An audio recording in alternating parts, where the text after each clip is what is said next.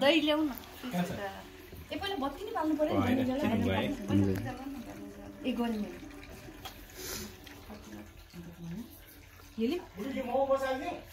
बसाल पहिला दही ल्याउ न मलाई के मलाई जोड हेर है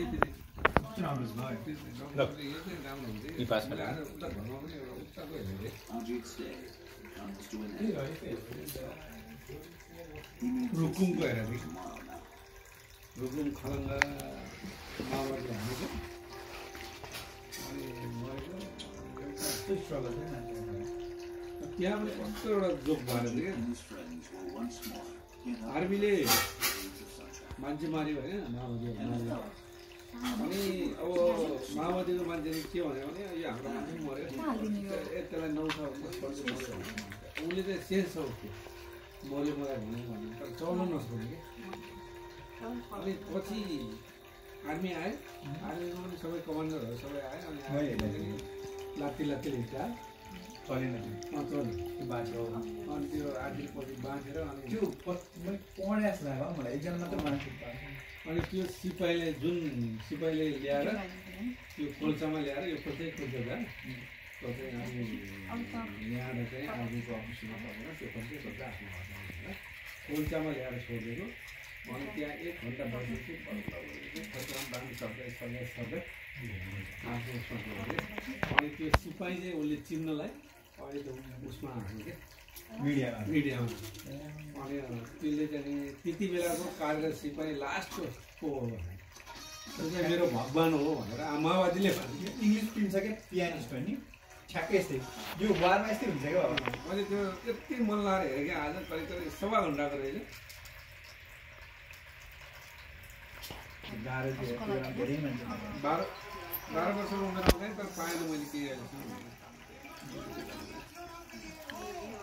हेलो लगाउनु मलाई राइट साइड हैन राइट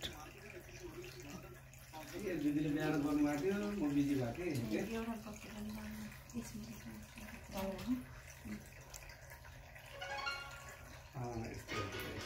थिएँ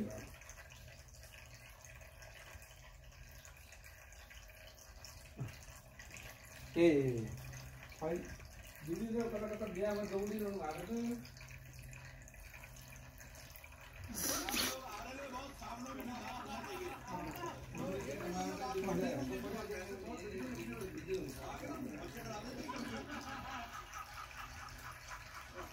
मेरो पर्मिट आएछ यार आज लिन जानु छ मेलमा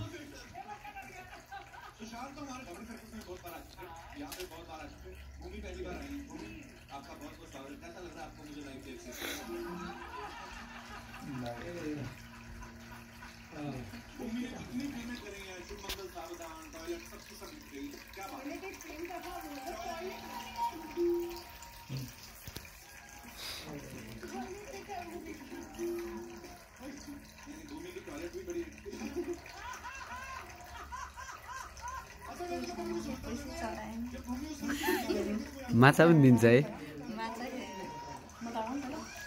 माछा सम्झेर दिदी पनि एउटा सपोज द्याट होइन we can suppose world in x ल त्यही माछा हो खुट्टै ढोग्न दिदीलाई ढोग्नु पर्छ त